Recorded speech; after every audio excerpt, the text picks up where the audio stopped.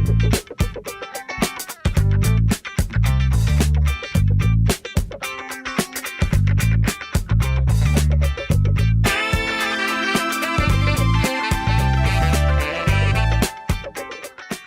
के इस टॉपिक के अंदर हम देखते हैं जिस तरह हम पैरेलल काफ़ी सारी यूज़ देखते हैं डिफरेंट कमांड्स के, तो हम चेक करते हैं कि रेक्टेंगल कमांड जो कि बड़ी इंपॉर्टेंट कमांड है कैड की, उसको हम कैड के अंदर एग्जीक्यूट भी करेंगे, परफॉर्म भी करेंगे, रन भी करेंगे, दे करके देखें भी सही, लेकिन उसकी एप्लीकेशंस भी हम देख लेते हैं कि ये हम इस्तेमाल कैसे करते हैं।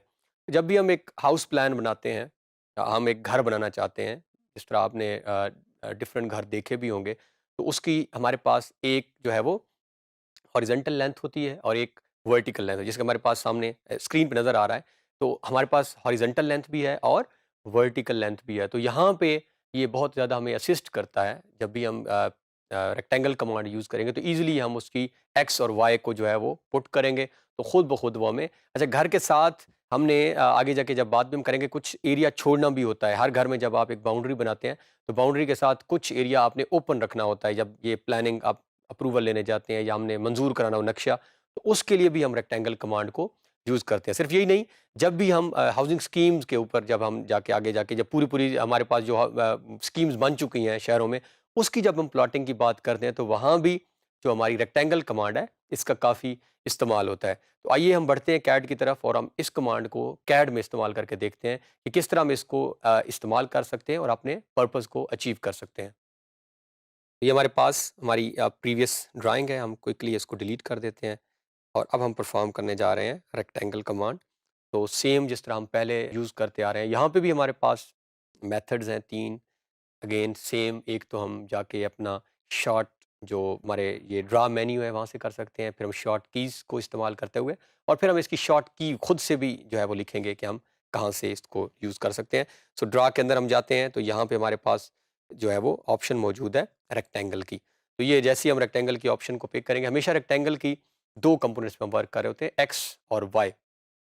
एक्स, तो यहाँ पे हमने स्पेसिफाई करना है कि हमारा एक्स कंपोनेंट क्या होगा और वाई कंपोनेंट क्या होगा। तो जो पहली हमारे पास बॉक्स जहाँ पे अभी इस वक्त -2088 फीट एंड 4 इंचेस आ रहा है, ये हमारा एक्स है और सेकंड हमारा जो है वो वाई कंपोनेंट है। यानी स्टार्ट हॉरिजॉन्टल है और सेकंड जो है हमारा वो वर्टिकल लेंथ है। तो फिलहाल हम स्टार्ट में बगैर कोई डायमेंशन, जिस तरह हमने पहले भी लगाई हैं, हम रेक्टेंगल ड्रा कर लेते हैं।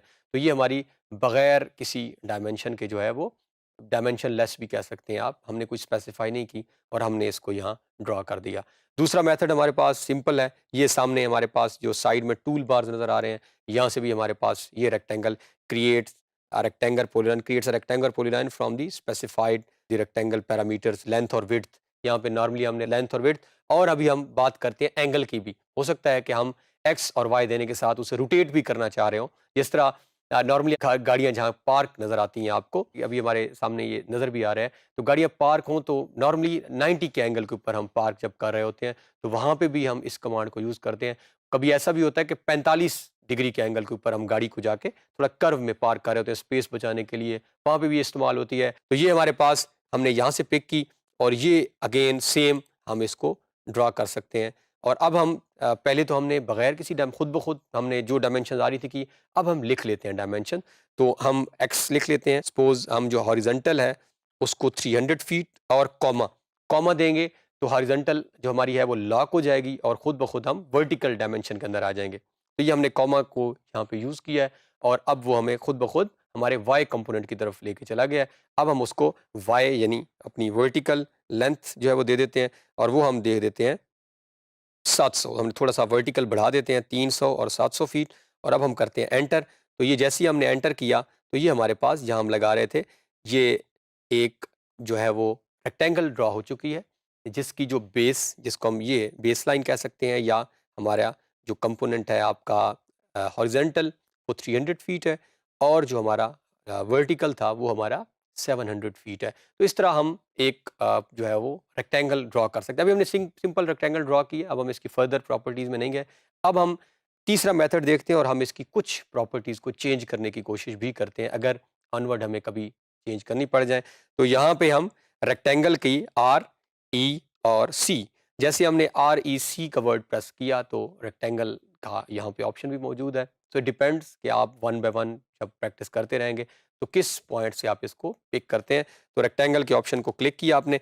अब अगर आप नीचे आए तो यहाँ हमारे पास कुछ ऑप्शंस आ रही हैं रेक्टेंगल ड्रा करने से पहले। Rectangle specify first corner point, या तो हम अभी से स्टार्ट में पहला कॉर्नर पॉइंट दे दें, या हमारे पास है एलिवेशन, फिलेट और थिकनेस विड्थ की ऑप्शन भी हमारे पास यहाँ पे मौजूद है। तो अगर हम यहाँ विड्थ के ऑप्शन पे क्लिक करते हैं तो यहाँ पे वो हमसे पूछ रहा है कि rectangle specify line width for rectangle. अगर आपने नोट किया होगा अभी, तो ये हमारी जो रेक्टेंगल थी, आप देख रहे होंगे थोड़ा सा जो बाय डिफॉल्ट हम लाइन लगा रहे थे 0.25 mm की, उससे अभी भी आपको लग रहा होगा ये इसकी विड्थ ज़्यादा थी। तो इस वजह ज़्यादा क्यों थी कि अगर आप नोट करें तो ये हमने विड्थ ऑलरेडी 4 फीट की हुई है, यानी हमने ऑलरेडी इसकी विड्थ बढ़ाई हुई थी।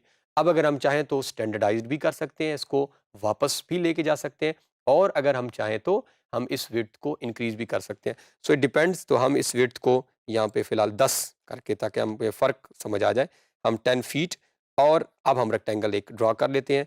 एक्स और वाई आप कुछ भी दे सकते हैं, हमने ऑलरेडी देना सीखा भी है। अगेन हम 500 फीट और कॉमा, ये लॉक हो जाएगा, और 200 फीट।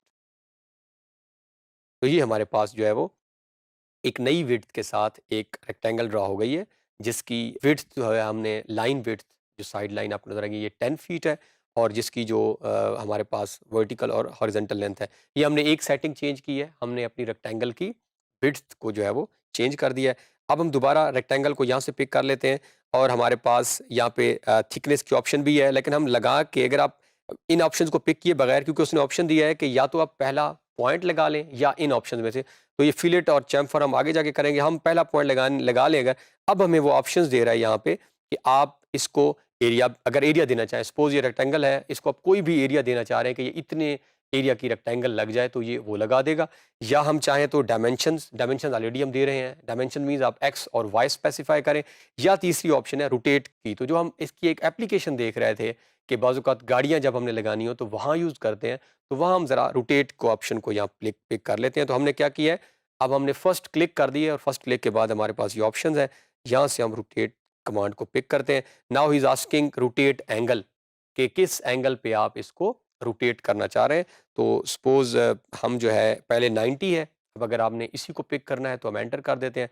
लेकिन सपोज हम इसे चेंज करते हैं, और हम 70 के एंगल के ऊपर जो है वो इसको ड्रा करने की कोशिश करते हैं। तो ये जैसे ही हमने 70 के एंगल पे किया है, तो उसने एंगल हमारा जो है वो फिक्स कर दिया है। अब अगर देखें तो ये हम इसके एंगल को नहीं बदल सकते, यस हम डायमेंशंस को बदल सकते हैं। तो ये हमारे पास, जहाँ जैसे ही आप क्लिक करेंगे तो ये एक जो है वो रेक्टेंगल ड्रा हो गई है ऑन 70 एंगल, जो डायमेंशंस हमने दी हुई थी।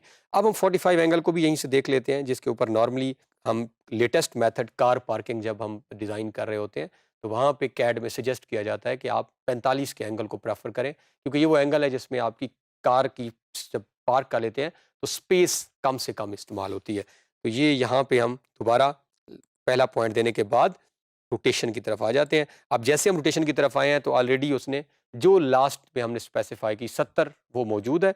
अब हम यहाँ पे 45 के ऑप्शन को भी पिक कर लेते हैं। तो जैसे ही हमने 45 पे पिक किया, तो ये हमारे पास 45 एंगल हमारा फिक्स हो चुका है, और यहाँ पे हमें वो ऑप्शंस दे रहा है कि हम यहाँ पे इसको चेंज कर सकते हैं। इसी के साथ पैरेलल पहली क्लिक के बाद हम जो है वो एरिया के ऊपर भी वर्क कर सकते हैं। ये हम जैसे ही एरिया कमांड पे क्लिक करते हैं, तो यहाँ पे हमसे वो एरिया पूछ रहा है इन स्क्वायर इंचेस। यहाँ पे एक चीज़ का आपने बहुत ख्याल रखना है कि आपने सिंबल यूज़ नहीं करना। यहाँ पे फीट इंचेस का सिंबल नहीं, सिंपल स्क्वायर इंचेस में हम इसको जो है वो लिख लेते हैं। 10,000 सपोज हम जो है वो स्क्वायर इंच में इसको लेके जाना चाह रहे हैं। तो जैसे ही हम क्लिक करते हैं, इसके बाद वो हमसे पूछ रहा है कि आप अपनी, ये तो हमने टोटल एरिया बताया, आप लेंथ और विड्थ के अंदर आप में किस में इसको बेस बनाना चाह रहे हैं। तो हम सपोज लेंथ को अगर बनाना चाह रहे हैं, तो जहाँ पे भी हम क्लिक करेंगे, तो ये हमारे पास जो है वो उसने उन डायमेंशंस के अंदर जो है वो एरिया, अभी एरिया फिक्स अगर कर दिया है, तो हम अनवर्ड जाकर लेक्चर्स में एरिया कमांड्स को ऑपरेट भी करेंगे और हम एरिया कैलकुलेट भी करेंगे। तो इस तरह हम एक रेक्टेंगल के ऊपर जो है वो वर्क कर सकते हैं। मेनली इसकी एप्लीकेशंस हम आगे जाके प्रोजेक्ट्स में देखेंगे भी, सही एग्जीक्यूट भी। फॉर द टाइम बीइंग आपको रेक्टेंगल लगानी आती हो, और मेनली अगर किसी एंगल के ऊपर या एक्स और वाई की डायमेंशंस अगर आप फिक्स करना चाह रहे हैं, और आपको पता है कि 500 और 300 किस तरह लगानी है, या हम हाउस प्लान्स की जब बात करते हैं, जिस तरह ये हमारी स्क्रीन पे नज़र आ रहे हैं, ये डिफरेंट स्टैंडर्ड्स के हमारे घर हैं, 25 बाई 45 5 मरला हम जब बात करते हैं, 35 फीट बाय 65 फीट, ये हमारे पास जब हम 10 मरला की बात करते हैं, 50 बाय 90 की जब बात करते हैं तो 1 कनाल का घर आ जाता है, 75 बाय 120। तो डिफरेंट जब हम घर बनाना स्टार्ट करेंगे आगे जाके, हाउस प्लान की बात करते हैं स्कीम में, तो वहाँ भी रेक्टेंगल कमांड का हमें ज़रूरत पड़ेगी। 3 बेसिक मेथड ड्रा से हम लगा सकते हैं, यहाँ से साइड से पिक कर सकते हैं, या हम REC रेक्टेंगल से भी इसको ड्रा कर सकते हैं।